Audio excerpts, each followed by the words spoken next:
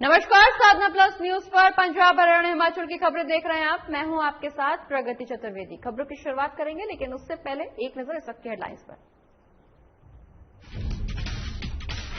लोक संपर्क और कष्ट निवारण समिति की बैठक, राज्य मंत्री सरदार संदीप सिंह ने की बैठक की अध्यक्षता। बैठक में 14 शिकायतों पर हुई सुनवाई। एमएलए स्वरूप चंद ने साधा निशाना, अमरिंदर सिंह और नवजोत सिंह सिद्धू पर साधा निशाना। कहा 4.5 साल पूरे होने के बाद भी नहीं किए गए वादे पूरे। रोडवेज कर्मचारियों ने शुरू की हड़ताल, कर्मचारियों ने बस अड्डे को बंद कर दिया धरना। मांगे पूरी नहीं होने पर आवास घेराव की दी चेतावनी।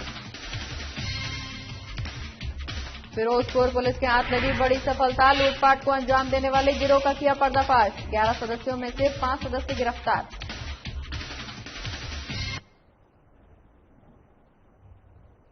चलिए खबरों की शुरुआत पंचकुला से करेंगे, जहां हरियाणा के खेल और युवा कार्यक्रम राज्य मंत्री सरदार संदीप सिंह ने जिला लोक संपर्क और कष्ट निवारण समिति की बैठक की अध्यक्षता की। आपको बता दें कि इस दौरान 14 शिकायतों पर सुनवाई की गई। इनमें से 5 शिकायतों पर जांच के आदेश भी दिए गए। इस दौरान खनन विभाग संबंधित शिकायतों पर सख्त कार्रवाई करते हुए खेल मंत्री सरदार संदीप सिंह ने पुलिस विभाग और खनन विभाग के अधिकारियों की जांच भी बिठाई और संबंधित विभाग जिला प्रशासन को जांच की रिपोर्ट सौंपने के आदेश दिए। इस बैठक में हरियाणा के विधानसभा अध्यक्ष सहित सभी प्रशासनिक अधिकारी भी मौजूद रहे।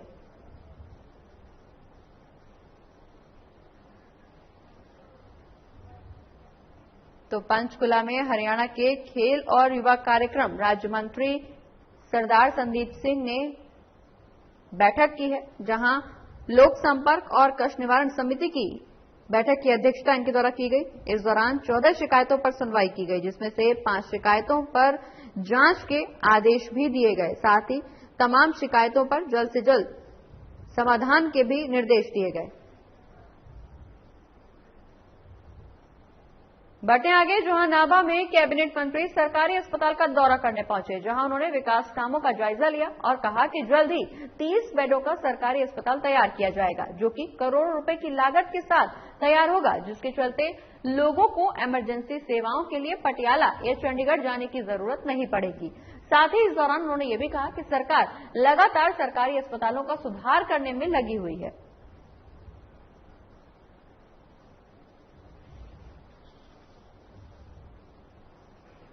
कई एरिए लावास वांगू हुई सी, कैप्टन अमरिंदर सिंह की सरकार आई, सारा कुछ किया। सड़कों ने जिवें मुद्दा हो गई मुड़ के बनिया नहीं सी, हुण करोड़ों रुपया ला के इंटरलॉक ला के सड़क नवीं बन रही ने।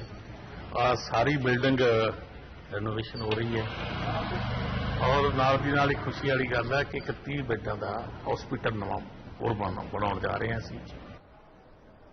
अगली खबर अमृतसर से है, जहां कांग्रेस के पूर्व मंत्री अश्विनी सेखड़ी को लेकर सोशल मीडिया पर अफवाह है कि वो कांग्रेस पार्टी को छोड़कर अकाली दल में शामिल हो गए हैं, जिसको लेकर डॉक्टर राजकुमार वेरका पूर्व मंत्री अश्विनी सेखड़ी से मिलने पहुंचे। वहीं मीडिया में उठ रहे सवालों का जवाब देते हुए उन्होंने कहा कि पूर्व मंत्री कहीं नहीं जाएंगे, वो मेरे पुराने दोस्त हैं, इसलिए मैं उनसे मिलने आया हूं। वो कांग्रेस पार्टी के एक वफादार सिपाही हैं। करने वैसे हैं मेरे वो दोस्त था और कांग्रेस हाईकमान ने भी मैनू भेजा है और वो मुख्यमंत्री कैप्टन अमरिंदर सिंह दे नाल भी गल कराने जा रहे हैं और कांग्रेस हाईकमान दे नाल भी गल कराने जा रहे हैं उन्होंने मैं, और मैनू पूरा भरोसा है, मेरा मान है, क्योंकि मेरा वो दोस्त है। मैनू अपने दोस्त पे भरोसा है कि मेरी अपील तो बाद वो किते नहीं जाए। बढ़ते आगे, जहां 2022 के चुनावों को बेशक कुछ महीने ही रह गए हैं, लेकिन कांग्रेस की मौजूदा सरकार में मचा उफान थमने का नाम नहीं ले रहा। जब कांग्रेस में मचे घमासान को लेकर बीजेपी व्यापार सेल के दिनेश सरपाल से बातचीत की गई, तो उन्होंने कहा कि कांग्रेस सरकार चर्चा में बने रहने के लिए नया शगुफा छोड़कर लोगों का ध्यान भटका रही है। जब सरपाल से सिद्धू और कैप्टन को लेकर चल रहे विवाद के बारे में पूछा गया, तो उन्होंने कहा कि सभी एक मंच पर इकट्ठे नजर आ रहे हैं। आने वाले 2022 के चुनाव में बीजेपी की सरकार बनेगी और जनहित के मुद्दों का हल किया जाएगा। ਜਿਹੜਾ ਕਾਟੋ ਕਲੇਸ਼ ਚੱਲ ਰਿਹਾ ਹੈ, ਇਹ ਲੋਕਾਂ ਦੇ ਮੁੱਦਿਆਂ ਤੋਂ ਧਿਆਨ ਭਟਕਾਉਣ ਵਾਸਤੇ ਚੱਲ ਰਿਹਾ ਹੈ। ਇਹ 5 ਸਾਲ ਇਸ ਸਰਕਾਰ ਨੇ ਕੋਈ ਕੰਮ ਨਹੀਂ ਕੀਤਾ, ਸਿਵਾਏ ਲੁੱਟਣ ਔਰ ਕੁੱਟਣ ਤੋਂ पंजाब की इंडस्ट्री तबाह हो गई, पंजाब का व्यापार बर्बाद हो गया, पंजाब के लोग हैंड टू माउथ हो गए। उन्हां वास्ते जिहड़े बच्चिआं नूं कहा सी असीं तुहानूं नौकरियां देवांगे, वो नहीं दित्तियां। एक तरफ पंजाब सरकार की तरफ से अपने विधायकों के परिवारों को रहम के आधार पर नौकरियां दी जा रही हैं, तो वहीं दूसरी तरफ 1991 में आतंकवाद के दौर में जिला फिरोजपुर के गांव पडोरी खजरिया में एक ही परिवार के 7 लोगों की गोली मारकर हत्या कर दी गई थी, जिसके बाद अब परिवार में केवल 2 बहनें ही बची थी, जिनमें से एक अमनदीप आज सरकार से मिलने वाली सरकारी सहूलियत के लिए दर-दर की ठोकर खाने के लिए मजबूर है। अपने परिवार का पालन पोषण कर पाना भी उनके लिए मुश्किल हो रहा है, जिसके आधार पर महिला ने सरकार से छोटी मोटी नौकरी दिए जाने की मांग की है।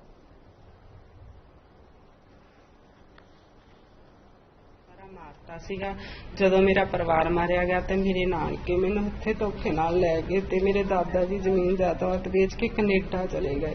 बाद च असीं 2 छोटियां भैणां रह गईयां। मैं आपदी मर्जी नाल ब्याह करवाया है, पर जे साडा मां प्यो हुंदा तां साडे लई घर परिवार चंगा पालदा। अज मैं पंजाब सरकार तो तरस दे आधार ते अपनी नौकरी दी अपील करदी।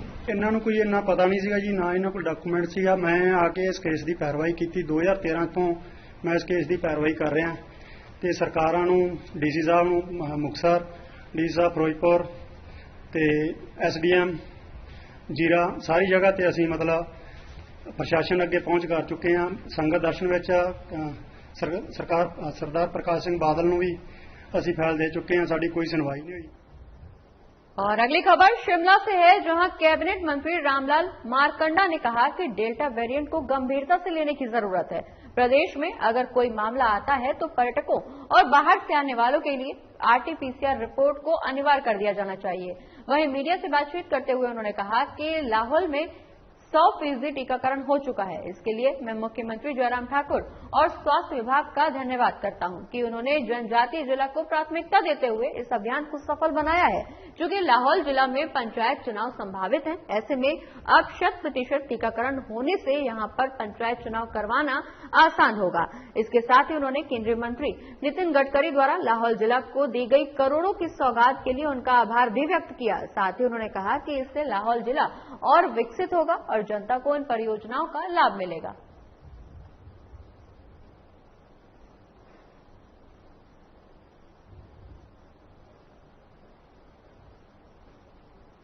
और अब बात मुक्तसर साहिब की करेंगे, जहां मुक्तसर साहिब के दिशा निर्देशों के अनुसार शहर भर में कोरोना महामारी संबंधित लोगों को जागरूक करने के लिए जागरूकता मुहिम और कोरोना टीकाकरण कैंप लगाए जा रहे हैं। इसी के चलते मुक्तसर साहिब के सेहत विभाग की तरफ से अलग अलग टीम बनाकर शहर भर में अलग अलग जगहों पर संस्थाओं के सहयोग से कोरोना टीकाकरण कैंप लगाए जा रहे हैं। आपको बता दें कि इन कैंपों में सेहत विभाग की तरफ से संस्थाओं को 200 के करीब कोरोना की वैक्सीन के टीके दिए गए, जिससे लोग इस कोरोना महामारी से बच सकें और अपना बचाव कर सकें।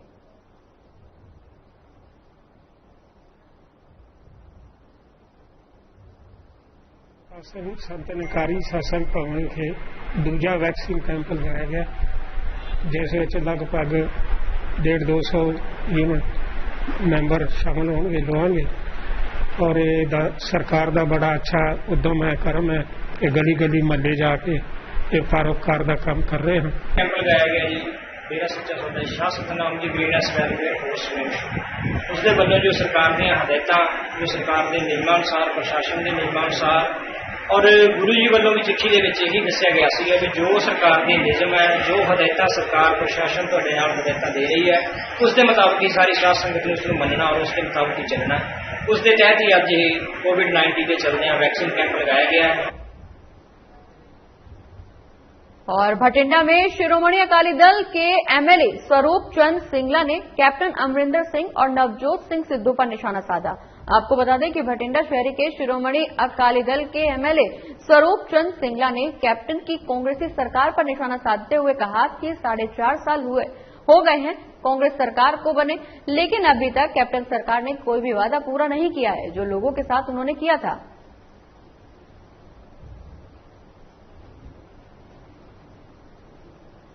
देखो, कांग्रेस पार्टी का जो घमासान है वो घमासान कोई पंजाब के हितों नहीं है, ਉਹ ਘਮਾਸਾਨ ਉਹਨਾਂ ਦਾ ਆਪਸ ਵਿੱਚ ਇੱਕ ਦੂਜੇ ਨਾਲ ਲੜਾਈ ਹੈ, ਕਿਉਂਕਿ ਪਿਛਲੇ 4.5 ਸਾਲਾਂ ਦੇ ਵਿੱਚ ਜੋ ਕਾਂਗਰਸ ਸਰਕਾਰ ਨੇ, ਕਾਂਗਰਸ ਦੇ ਮੁੱਖ ਮੰਤਰੀ ਕੈਪਟਨ ਅਮਰਿੰਦਰ ने लोगों ਨਾਲ वादे किए, वो बढ़ते आगे, जहां अमृतसर में शिवसेना बाला साहेब ठाकरे के राष्ट्रीय संगठन अशोक तिवारी अपने 10 दिन के पंजाब दौरे के चलते आज गुरुनगरी अमृतसर पहुंचे, जहां उन्होंने शिव सैनिकों से मुलाकात की और पत्रकारों से बातचीत करते हुए इस दौरान उन्होंने कहा कि अब शिवसेना बाला साहेब ठाकरे पंजाब प्रांत में अपने पैर पसारेगी और महाराष्ट्र के बाद पंजाब में उभर कर सामने आएगी।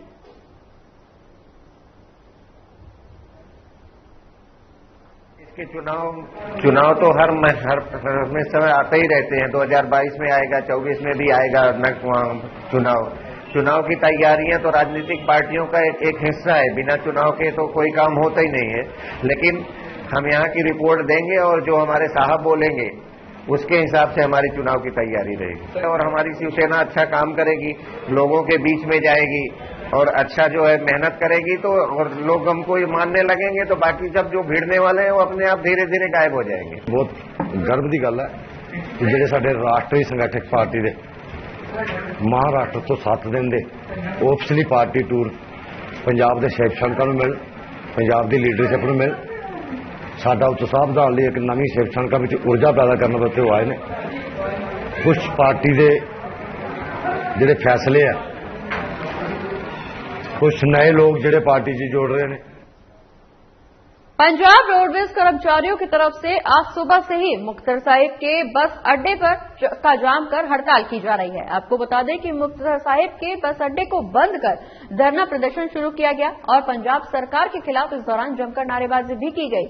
इन कर्मचारियों की तरफ से पिछले लंबे समय से ये मांग की जा रही है कि उन्हें रेगुलर किया जाए, इसलिए ये संघर्ष किया जा रहा है और आज भी इसी की मांग को लेकर ये चक्का जाम कर धरना प्रदर्शन किया गया। इसी के साथ ही कर्मचारियों ने कहा कि अगर उनकी मांगे नहीं पूरी होती हैं तो मुख्यमंत्री के आवास का घेराव भी किया जाएगा।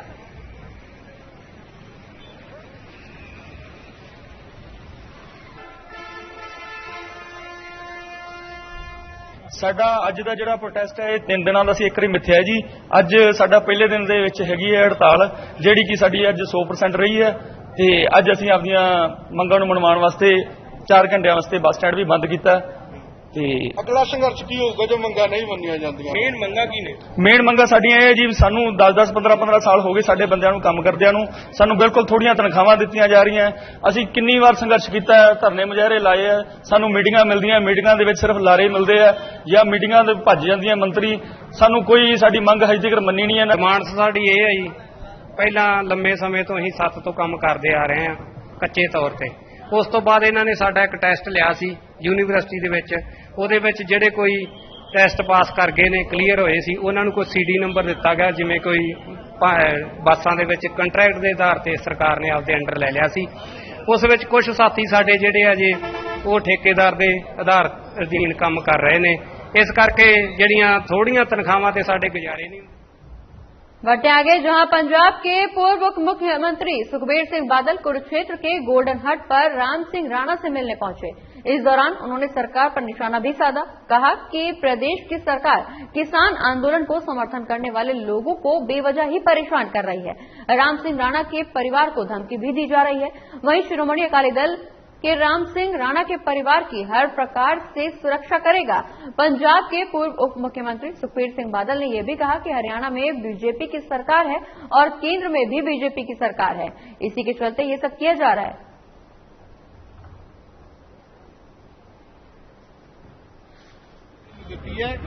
सेवा करके इस अंदोलन की किसानों की लड़ाई की वो अपना हिस्सा पा रहे सेवा ना। ते बड़ा अफसोस है कि सेंटर सरकार जान के जेड़े जेड़े लोग उस किसानी अंदोलन में अपना संघर्ष कर रहे हैं या साथ दे रहे हैं, उन्होंने दे उत्ते पर्सनल जिथे जिथे उन्होंने बिजनेस है उन्होंने उत्थे बिजनेस उत्ते अटैक कर रहे हैं। और आम आदमी पार्टी में शामिल हुए कुंवर विजय प्रताप के घर के बाहर आज ड्रग्स केस को लेकर अकाली दल के कार्यकर्ताओं ने प्रदर्शन कर मांग की। उन्होंने कहा कि 15 करोड़ का पकड़ा गया ड्रग केस में आरोपी राजीव भगत कुंवर विजय प्रताप के खासम खास हैं और कुंवर भी इस मामले में शामिल हैं। आपको बता दें कि 15 करोड़ के हिमाचल में पकड़े गए ड्रग के कई नाम सामने आ रहे हैं। इस मामले में राजीव भगत, जो कि आम आदमी पार्टी में अभी कांग्रेस छोड़कर शामिल हुए हैं, उनका नाम भी सामने आया है। वहीं पुलिस ने राजीव भगत पर एफआईआर भी दर्ज कर ली है।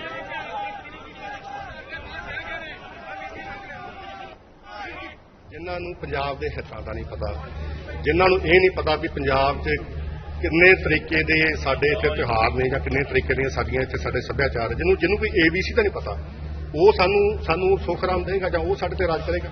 ये पंजाब दे लोग सौखे नहीं, ये छेती किते एवें नहीं राज दिंदे।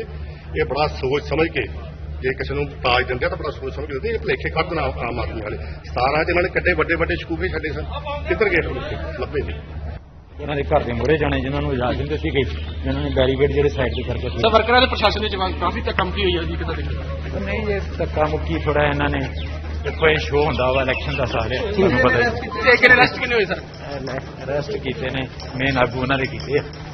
ਸਰ ਉਹਨਾਂ ਦੀ ਜਿਹੜੀ ਮੰਗ ਹੈ ਉਹ ਕੀ ਉਹਨਾਂ ਵੱਲੋਂ ਕੀ ਕਿਹਾ ਗਿਆ ਕੀ ਇਹ ਜੇ ਮੈਂ ਤਾਂ ਲਾ ਐਂਡ ਆਰਡਰ ਮੇਨਟੇਨ ਆ ਗਿਆ, ਮੈਂ ਕਿਸੇ ਕਿਹੜੀ ਪਾਰਟੀ ਦੀ ਮੰਗ ਨੂੰ ਧਿਆਨ 'ਚ नहीं रख रहा। अगली खबर पलवल से है, जहां Dadri Mumbai railway front corridor के लिए जमीन अधिग्रहण में बरती गई कथित लापरवाही के मामले में डीसी नरेश नरवाल ने 6 पटवारियों सहित 8 कर्मचारियों के खिलाफ धोखाधड़ी का मुकदमा दर्ज कराया है। वहीं इस मामले में एसडीएम कंवर सिंह को निलंबित भी किया जा चुका है, जबकि एसडीएम जितेंद्र कुमार और नरेश कुमार को कारण बताओ नोटिस भी जारी किया गया है। तो पलवल में Dadri Mumbai railway front corridor के लिए जमीन अधिग्रहण में बरती गई लापरवाहियों के मामले में डीसी सहित 8 कर्मचारियों के खिलाफ धोखाधड़ी का मामला दर्ज किया गया है। इस मामले में एसडीएम को पहले ही निलंबित किया जा चुका है, जबकि 2 लोगों को कारण बताओ नोटिस भी जारी किया गया है। रेलवे फ्रंट कॉरिडोर की जमीन अधिग्रहण में लापरवाही का मामला सामने आया है, जिसमें 6 पटवारियों सहित 8 लोगों पर केस दर्ज किया गया है। इस पूरे मामले में एसडीएम को जहां कारण बताओ नोटिस जारी किया गया है, वहीं इनको निलंबित भी किया गया है।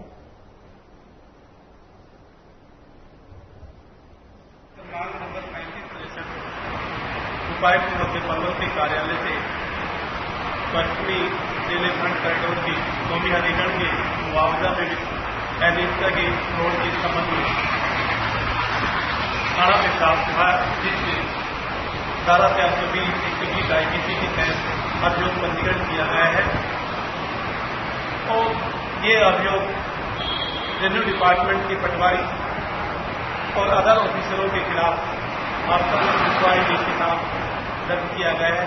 भ्रष्टाचार यूं तो कोई नई बात नहीं है, लेकिन जिस तरह से संवैधानिक पदों पर बैठे हुए लोग भी ऐसे लोग, ऐसे अधिकारी जिनकी स्वयं भ्रष्टाचार को मिटाने की जिम्मेवारी बनती है, यदि वही लोग भी भ्रष्टाचार में संलिप्तता के नामों में पाए जाएं तो स्थिति बड़ी विचित्र दिखाई देती है। पलवल से साधना प्लस के लिए लव कुमार ढिंगड़ा की रिपोर्ट। और अगली खबर रतिया से है, जहां लुटेरों के हौसले बुलंद हैं। आपको बता दें कि बुलंद सिटी थाना से 500 मीटर की दूरी पर लुटेरों ने बुजुर्ग महिला से कान की बालियां लूट ली। आपको बता दें कि इस दौरान बाइक सवार 2 युवकों ने इस वारदात को अंजाम दिया है।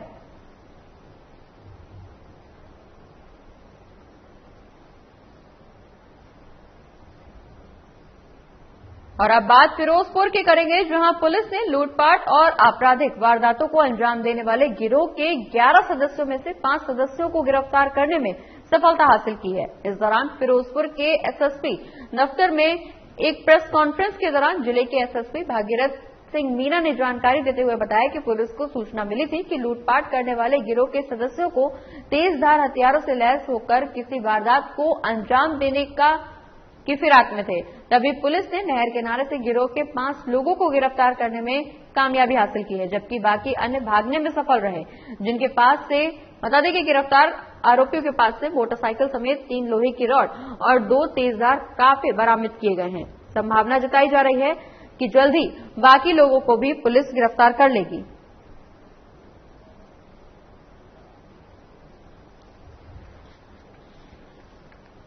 ਨੂੰ 26 ਤਾਰੀਖ ਨੂੰ ਬਹੁਤ ਵੱਡੀ ਕਾਮਯਾਬੀ ਮਿਲੀ ਹੈ।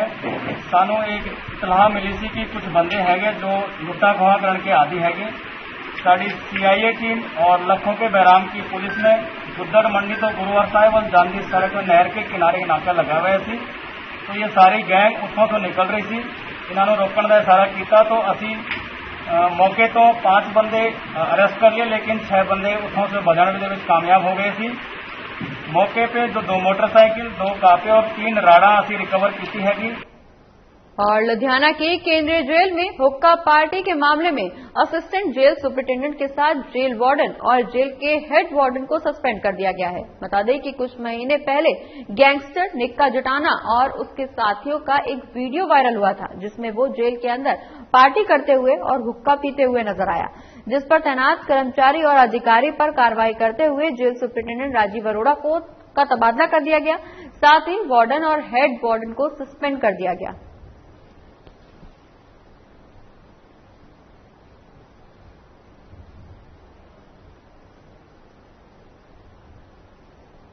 अगली खबर मुक्तसर साहिब के गांव सोथा से है, जहां एक बुजुर्ग महिला की मौत के बाद शव छीनने के मकसद से बुजुर्ग की हत्या की कथित आरोपी बहू ने अपने जेठ के घर पर दावा बोल दिया। मामले में पीड़ित पक्ष ने बताया कि छोटी बहू ने 15 जून को मारपीट कर गंभीर रूप से घायल करने के 1 हफ्ते बाद बुजुर्ग महिला की संदिग्ध परिस्थितियों में मौत हो गई। बता दें कि मारपीट के मामले में 1 हफ्ते पहले पुलिस को शिकायत देने पर आपराधिक तौर पर कोई कार्रवाई नहीं होने का मामला भी सामने आया। वहीं पीड़िता ने इसको हत्या बताते हुए कार्रवाई की मांग की है।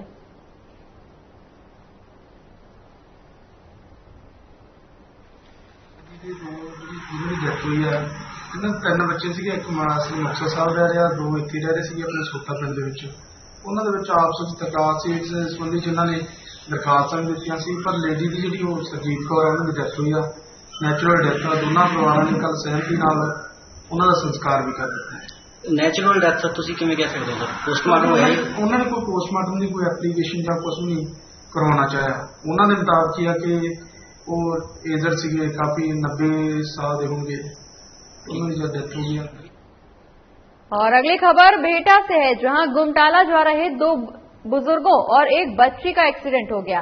इस हादसे में 60 साल के बुजुर्ग नरेंद्र सिंह और 10 साल की बच्ची की मौत हो गई, जबकि एक महिला निजी अस्पताल में जिसका इलाज जारी है। वहीं मिली जानकारी के मुताबिक पारिवारिक मेंबर रंजीत सिंह ने बताया कि उसके माता पिता और उसकी भतीजी उसकी बहन से मिलने के लिए आ रहे थे, जिस दौरान ये हादसा हुआ।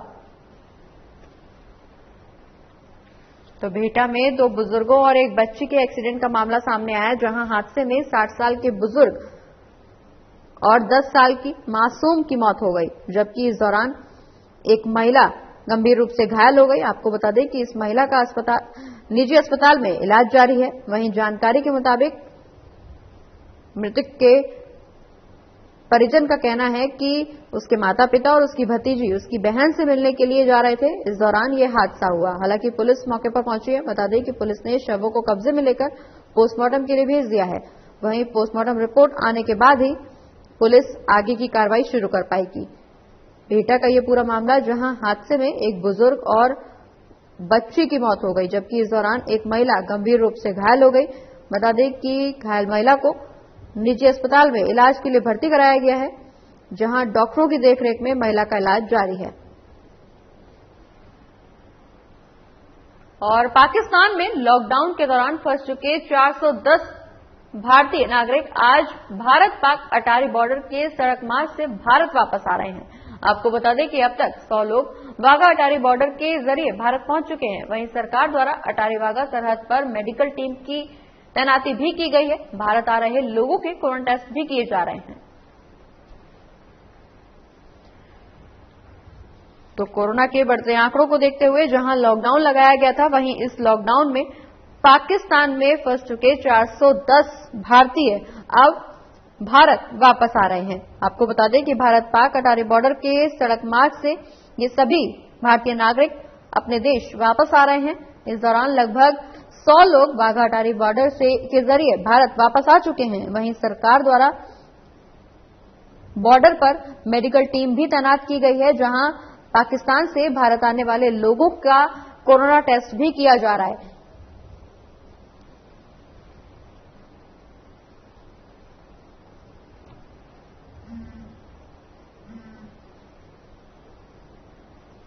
ਪ੍ਰੋਵਾਈਡ ਕੀਤੀ ਗਈ ਸੀ ਵੀ ਪਾਕਿਸਤਾਨ ਤੇ ਭਾਰਤ ਸਰਕਾਰ ਨੇ ਇੱਕ ਵਧੀਆ ਉਪਰਾਲਾ ਕਰਦੇ ਹੋਏ ਕੋਵਿਡ-19 ਦੇ ਚੱਲਦਿਆਂ ਅੱਜ ਫਿਰ 410% ਨੂੰ ਭਾਰਤ ਆਉਣ ਦੀ ਪਰਮਿਸ਼ਨ ਦਿੱਤੀ ਗਈ ਹੈ, ਜਿਹਦੇ ਵਿੱਚੋਂ 50% ਜਿਹੜੇ ਨੂਰੀ ਵੀਜ਼ਾ ਵਾ ਤੇ 360% ਜਿਹੜੇ ਭਾਰਤੀ ਨੈਸ਼ਨੈਲਿਟੀ ਦੇ, ਜਿਨ੍ਹਾਂ ਵਿੱਚੋਂ ਜ਼ਿਆਦਾਤਰ JNK, Gujarat, west Bengal, Punjab, Haryana something होर सीटां दे जी। और हिमाचल के सब सेब भी मिडिल ईस्ट और सार्क देशों में अपनी मिठास बिखेरने वाले हैं। दरअसल HPMC ने सेब और दूसरे फलों के निर्यात करने के लिए कदम आगे बढ़ाया है। इस विषय में भारत सरकार के उपक्रम एपेडा की मदद होगी, इस बारे में कुछ दिन पहले ही निर्यातकों के साथ बैठक भी की गई थी। आपको बता दें कि HPMC के उपाध्यक्ष राम सिंह ने इसकी पुष्टि करते हुए कहा कि निर्यातकों ने हिमाचली सेब और दूसरे फलों को मिडिल ईस्ट और सार्क देशों में निर्यात करने की हामी भी भरी है। एपेडा के जरिए वो HPMC को डिमांड देंगे। आपको बता दें कि HPMC बागवानों से फलों की खरीदारी करेगी। पहले सैंपल भेजे जाएंगे और जो सैंपल अप्रूव होगा उसी क्वालिटी के फल भी भेजे जाएंगे। तो हिमाचल का सेब अब मिडिल ईस्ट और सार्क देशों में अपनी मिठास बिखेरने वाला है, जिसके लिए अब HPMC ने सेब और दूसरे फलों को निर्यात करने के लिए कदम आगे बढ़ाया है। इस विषय में भारत सरकार के उपक्रम एपेडा की मदद भी होगी, जिसके लिए निर्यातकों के साथ बैठक की गई। वहीं इस दौरान HPMC के उपाध्यक्ष का कहना कि हिमाचली सेब और दूसरे फलों को मिडिल ईस्ट और सार्क देशों में निर्यात किया जाएगा।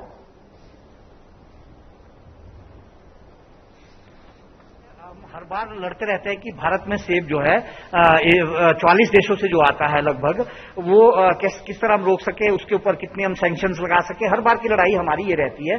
लेकिन इस बार HPMC और अपीडा ने तो जो अभी तक सेब एक्सपोर्ट होता है वो भारत से सिर्फ नेपाल और बांग्लादेश होता है, जो केवल ऑफ वराइटीज होती है, हमारी जो पॉलिनेटर वराइटीज है, जिसमें कि रेड गोल्डन सबसे ज्यादा है।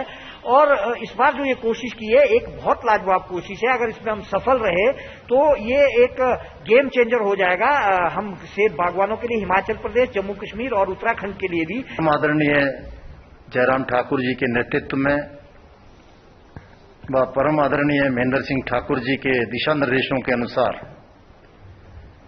HPMC लगातार ये प्रयास कर रहे हैं कि किस प्रकार से बागवानों को उनके फलों का उचित मूल्य मिल सके। इसी के तहत अपीडा के साथ मिलकर हिमाचल के बागवानों व एक्सपोर्टर्स के साथ बायर सेलर मीट का BC के माध्यम से आयोजन किया गया। और इसी के साथ इस बुलेटिन में फिलहाल इतना ही। आप देखते रहिए साधना प्लस न्यूज। नमस्कार।